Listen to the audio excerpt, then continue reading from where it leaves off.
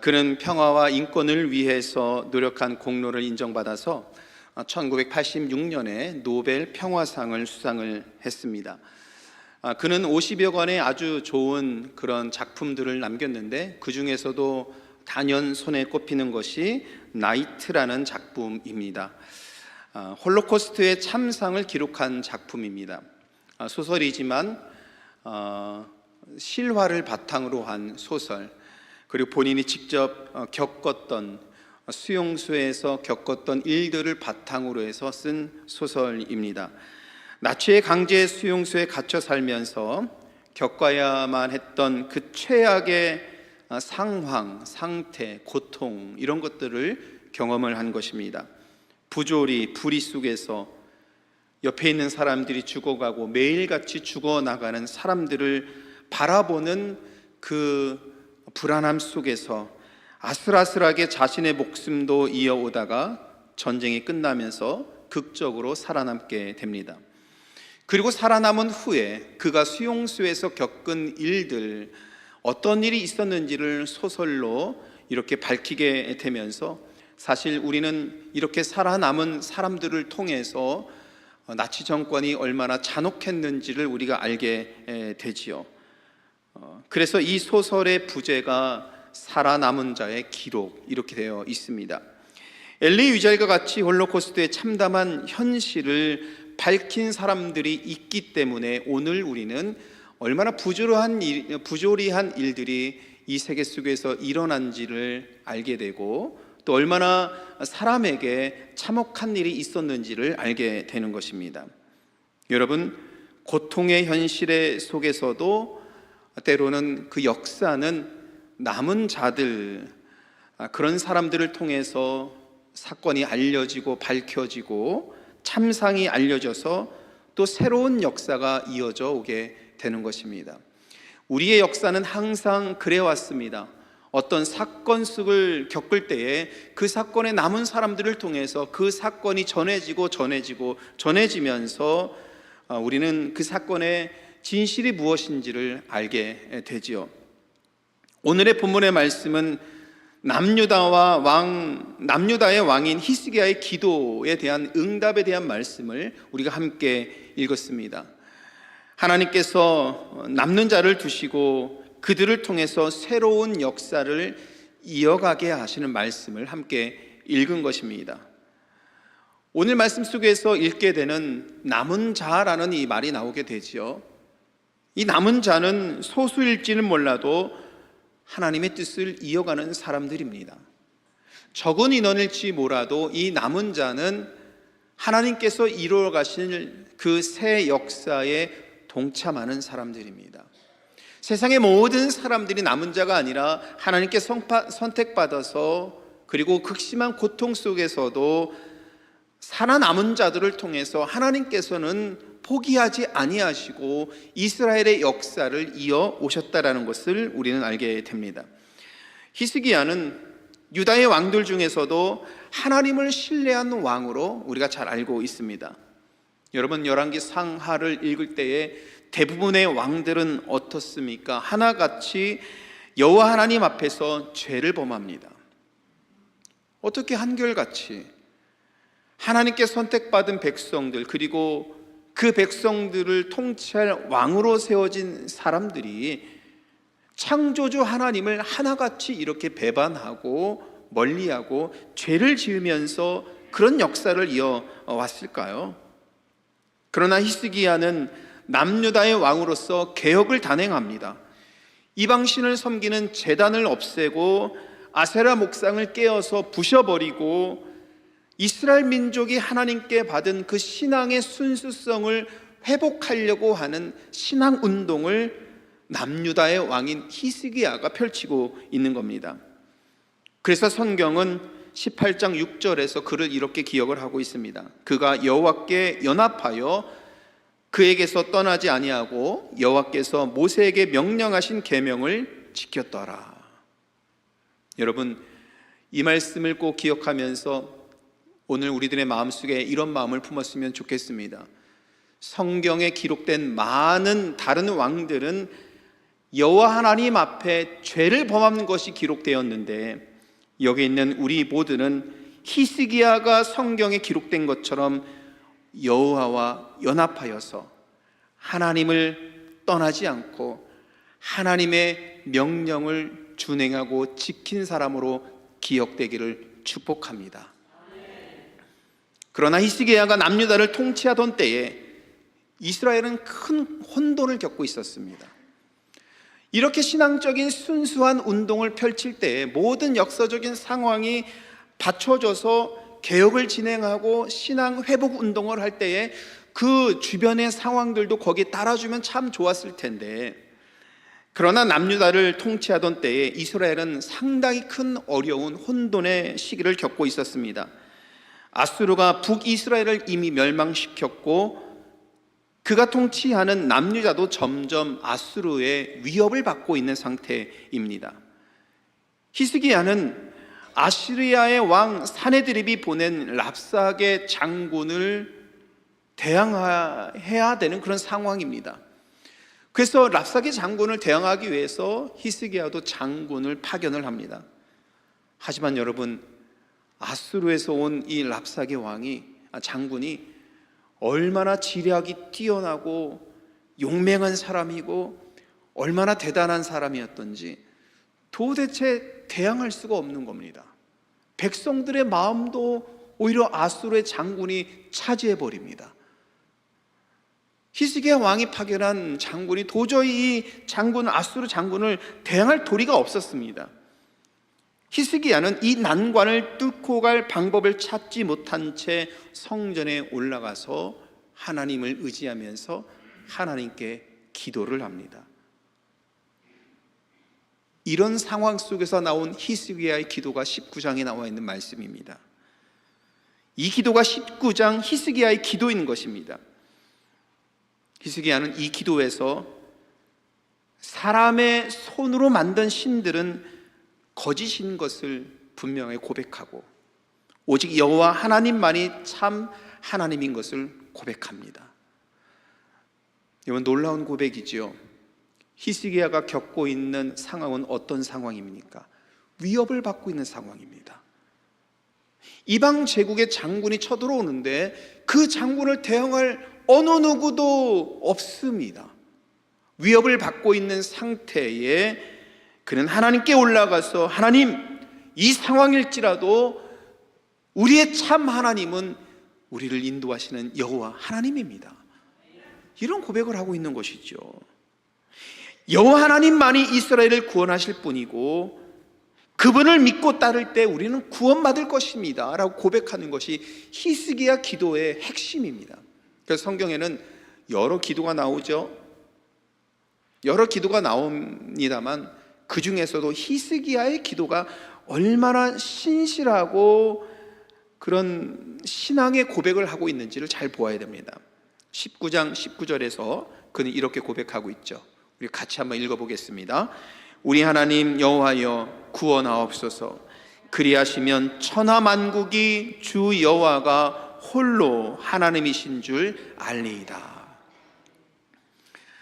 사랑하는 성도 여러분, 오늘 이 말씀을 빗대어서 우리 하나님 여호와만이 구원하심을 믿으시길 바랍니다. 우리는 이 믿음 붙잡고 가야 되는 겁니다. 히스기야가 이런 위기의 상황 속에서 고백한 이 고백이 우리의 고백이 되어야 하는 것입니다. 하나님은 신실한 믿음의 사람 히스기야의 기도를 외면하지 않으십니다. 그리고 하나님께서는 신실한 믿음으로 기도한 히스기야의 기도를 응답하여 주시고 오늘 함께 읽은 그 말씀이 하나님께서 응답하시는 말씀의 일부분입니다. 그리고 하나님의 응답에 대한 징조를 주실 것이라고 말씀하고 있습니다. 오늘 함께 읽은 29절에 보면 이렇게 나와 있어요. 또 내게 보일 징조가 이러하니 너희가 금년에는 스스로 난 것을 먹고 내년에는 그것에서 난 것을 먹되 제 3년에는 심고 거두며 포도원을 심고 그 열매를 먹으리라. 자, 여러분, 29절 말씀을 읽으면서 어떤 느낌이 드십니까? 자, 3년까지잖아요. 해가 가면 갈수록 어떻게 돼요? 열매가 많아지죠. 그죠? 그런데 이 상황을 봐야 됩니다. 하나님께서는 히스기야에게 이 말씀을 주신 말씀을 우리가 좀 풀어서 생각해 보면, 여러분, 전쟁통에 씨를 심을 수 있습니까? 참으로 어렵죠. 전쟁 속에, 이 혼란한 속에 밭에 나가서 씨를 뿌리는 사람이 얼마나 있을까요?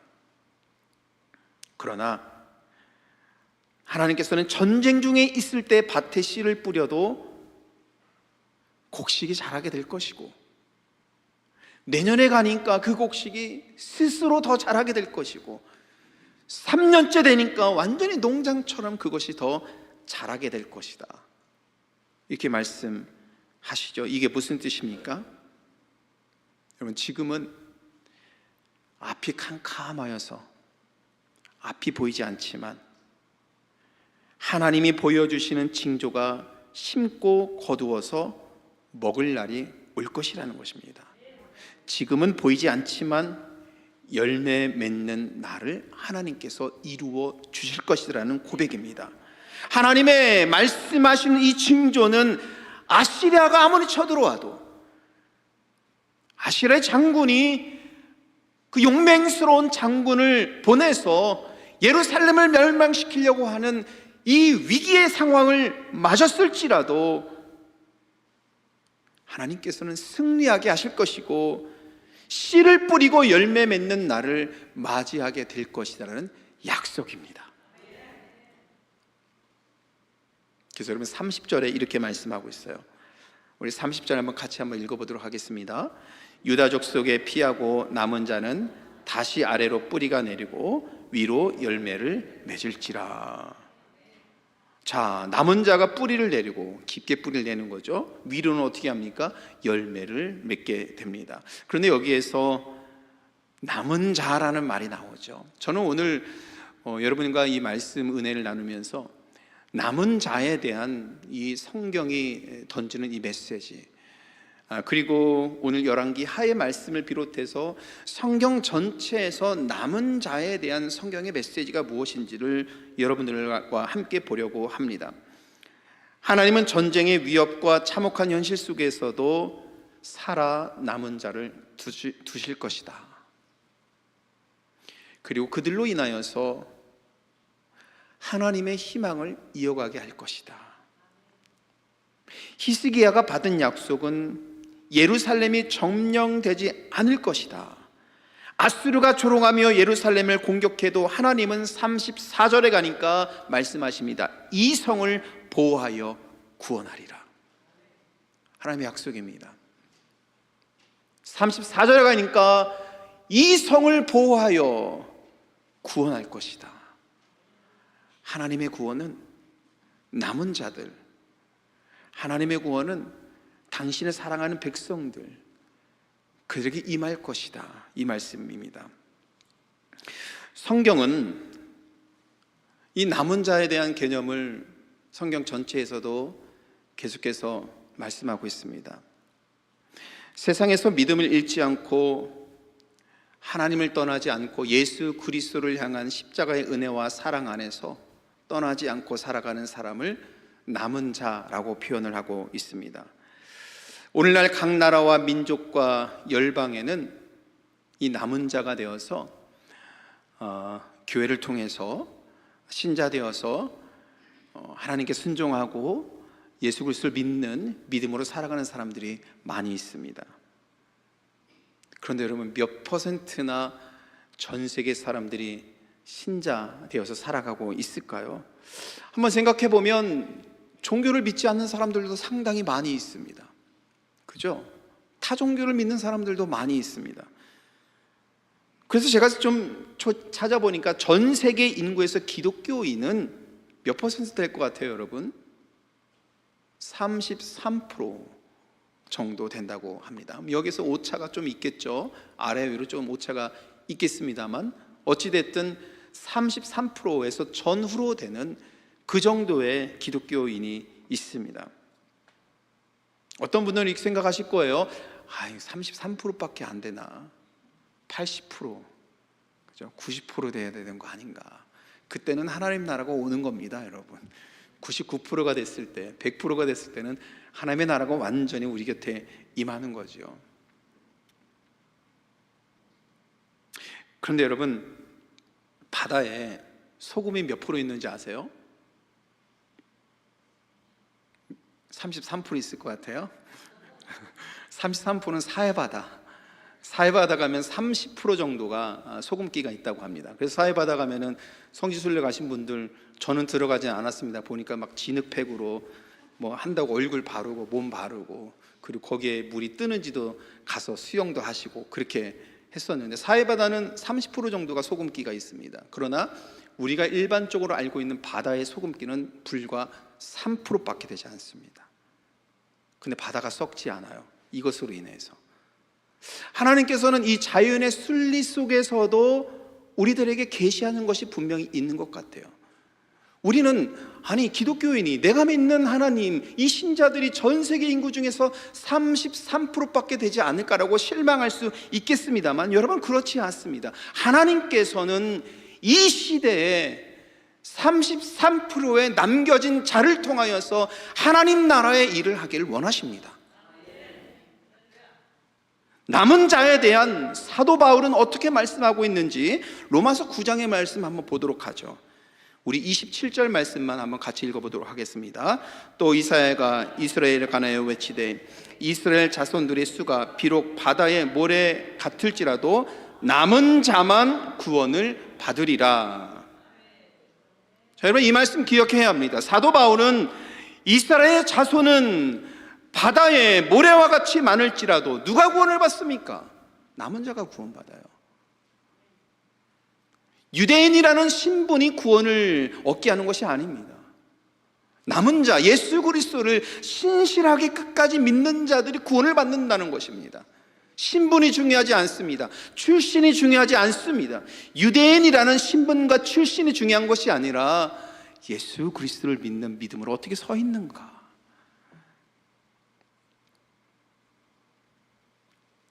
성경에서 남은 자는, 그래서 여러분 하나님의 이 구속사를 설명하는 데 있어서 중요한 의미를 주고 있습니다. 하나님은 아무리 암울한 현실에서도, 아무리 고통의 현장에서도 하나님의 은혜를 이어갈 사람을 남겨두십니다. 우리는 이 역사를 이어온 겁니다. 여러분 교회가 2000년의 역사를 이어오면서 얼마나 많은 위기를 겪었습니까? 전쟁도 치르고요. 우리 또 한국교회는 6.25 전쟁을 겪으면서 교회 위기죠. 민족의 위기였음에도 불구하고 그것은 곧 교회 위기이기도 했습니다. 일제시대를 겪으면서도 신사참배를 반대하기도 하고 신앙을 지키려고, 목숨을 걸고 지키려고 했었던 우리 신앙의 선조들이 있었던 것이죠. 그러나 여러분 가만히 우리가 한번 돌아봅시다. 이런 역사의 위기를 우리가 다 겪었는데, 그러나 신앙은 끊이지 않아요. 교회는 계속해서 세워지고, 교회는 계속해서 신자들이 오고 있고, 교회는 계속해서 하나님의 일을 하고 있습니다. 남은 자들을 축복하시는 하나님의 은혜인 줄 믿습니다. 지난 몇 해 전에 우린 팬데믹이라는 어둠의 시기를 지날 때 많은 사람들은 신앙의 위기를 겪었습니다. 교회를 떠나기도 하고, 교회가 정말 어려워진 교회도 많이 있습니다. 교회 문을 닫은 교회도 있습니다. 그러나 여러분 돌이켜 보십시오. 오늘 우리는 하나님의 은혜와 사랑을 받아서 여기 있습니다. 팬데믹의 이 어두운 시기를 뚫고 지나고 와서 하나님께서는 우리를 남겨주셨습니다. 오늘 이 시기의 기도에 응답하신 하나님의 말씀은 죄와 어둠으로부터 구원받아서 영원한 하나님의 나라에 남겨질 사람들에 대한 예언입니다. 그러므로 저와 여러분들은 끝까지 남는 자 되어서 하나님 나라에서 사는 자, 천국을 사는 자가 되어야 될 줄 믿습니다. 그러면 여러분, 이 남은 자들을 통해서 하나님께서는 무슨 일 하기를 원하실까요? 그것은 성경 처음부터 끝까지 관통하고 있는 하나님의 마음인데요, 모든 민족과 백성들을 향한 하나님의 구원을 향한 이 계획입니다. 그래서 주님도 땅끝까지 이르러서 복음을 전하라고 말씀을 하셨잖아요. 그래서 우리는 사실 복음 전하는 일에 게을리할 수가 없습니다. 하나님께서 우리를 여기 불러주시고 예배자로 서게 하시고 이렇게 서게 하신 것은 이 사명을 완수하기 위해서 우리들에게 주신 그런 은혜이기도 한 것이죠. 그런데 얼마 전에 저희가 평신도 세미나가 있었잖아요. 그때 저는 강의를 들으면서 또 제가 따로 자료를 받아보면서 몇 가지 좋은 인사이트를 제가 좀 얻었습니다. 그 중에 하나가 미주 한인교회가 쇠퇴하는 이유에 대해서 조사를 했습니다. 여기에 보면은 우리 성도님들이 참여를 해서 이렇게 조사를 한 건데, 미주 한인교회가 쇠퇴하는 원인 중에 25.5%, 가장 높은 수치죠. 이 원인은 이민자가 감소하거나 혹은 유학생이 감소하는 것으로 원인을 뽑고 있습니다. 그렇죠. 우리가 다 생각하고 있는 그런 그 원인이라고 생각합니다. 근데 여기에서 우리가 반대로 좀 역설적으로 생각해 보면 많은 성도님들이 불과 25.5%만 이 문제라고 지적한 겁니다. 나머지 75%는 다른 문제예요. 그래서 이 조사를 잘 보셔야 됩니다. 75%의 문제는 어떤 문제가 있느냐? 교회가 시대에 맞춰서 변화를 해야 된다는 겁니다. 이거 목회자가 얘기한 게 아니에요. 성도님들이 조사를 통해서 선택하신 거예요. 그리고 성도들이 영적인 성숙을 이루어야 된다는 겁니다. 그리고 세속화의 삶 속에서 어떻게 살아갈 것인가에 대한 질문이 있어야 된다는 겁니다. 교회 리더십에 대한 교육이 있어야 된다는 겁니다. 저는 그래서 역설적으로 이렇게 생각해 봤어요. 다시 말하면 25%는 어쩔 수 없잖아요. 그러나 75%를 우리가 준비하고 세워가고 바르게 잡아가면은 교회 쇠퇴기를 막을 수 있겠구나, 그런 생각을 해봤습니다. 왜냐하면 여러분, 이번에 이런 세미나를 하면서 시카고를 좀 많이 생각해 봤습니다. 뉴욕이나 LA에 비해서 우리 시카고 교계가 많이 침체되어 있다는 조사가 나왔는데요, 그런 것들을 생각해 보면서 시카고 교계와 시카고를 쭉 생각해 보면서 한인 인구가 도대체 몇 명인지 잘 나와 있지 않아요. 그래서 지금은 10만 명 그 밑으로 보고 있는데, 그러면 그 한인 인구 중에서 기독교인은 몇 퍼센트가 될까? 가만히 생각해 보니까 어떤 목사님들은 10% 얘기하시고, 정확하게 수치가 나온 게 없으니까 많게 잡으면 그럼 몇 프로 잡을 수 있겠냐? 20% 정도 잡을 수 있겠습니다. 그럼 나머지 80%는 뭘까요? 우리 전도의 대상자들입니다. 근데 우리는 한동안 이것을 망각하고 있었어요. 잊고 있었던 것 같아요. 80%의 전도의 대상자가 있는데 이것을 우리는 전혀 생각하지 않았던 것 같아요. 전도하고 복음을 전하고 우리 교회를 소개하고 신앙을 가졌을 때 기쁨과 행복이 있다는 것을, 복음을 전하는 일들에 대해서 우리가 얼마나 열심을 품고 얼마나 큰 마음을 가지고 있었는가 우리는 생각해 볼 필요가 있다라는 것입니다. 저는 하나님께서 시카고에 많게 잡아야 20%의 적은 기독교인들을 남겨두신 이유가 있다고 생각합니다. 사명을 주신 겁니다. 특별히 여기 모인 우리 모두에게는 샴버그 한인교회를 통해서 일하고 전도하고 신앙의 성숙을 이루고 개인적인 인격과 삶이 성장하고 신앙이 성장하여서 하나님 나라를 전하라,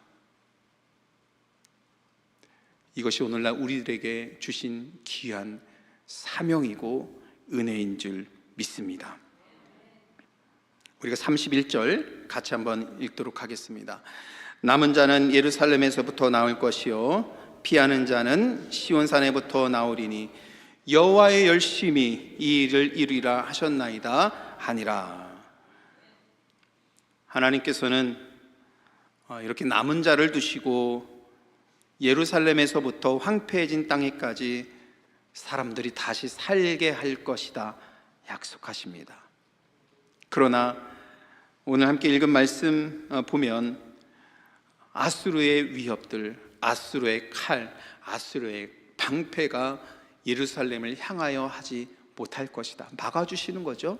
보호해 주시는 겁니다. 34절에서 아까 말씀하신 것처럼 이 성을 보호하여 구원하리라 라는 하나님의 약속이 성취되게 하는 것, 히스기야 기도를 이렇게 응답하시는 하나님의 은혜를 우리가 보게 됩니다. 그런데 이 일을 누가 이루시는가를 오늘 31절에서 말씀하는 겁니다. 누가 이루십니까? 여호와의 열심히 이룬다. 열심이라는 단어가 혼동이 될 수 있죠. 그러나 여호와의 열심이라는 단어를 자기의 백성을 향한 끊임없는 하나님의 사랑, 남은 자들을 향한 끊임없이 구원하고자 하는 거룩하신 하나님의 마음, 그들을 통하여서 하나님 나라를 일구 가길 원하시는 하나님의 이 극진하신 사랑, 이것이 하나님의 열심입니다. 하나님의 열심은 자기 백성을 향한 지극한 사랑입니다. 여러분, 이 사랑이 남은 자를 구원하고 또한 우리를 구원하여서 하나님의 은혜로 인도하실 줄 믿습니다. 오늘 저와 여러분이 이 말씀 마음에 품고 나아가서 한 주간 살아가실 때도 이 말씀을 통하여서 용기 얻으시고 힘 얻으시고 말씀의 승리를 이룰 수 있는 복된 시간 되시기를 우리 주님의 이름으로 간절히 축원합니다. 기도하시겠습니다.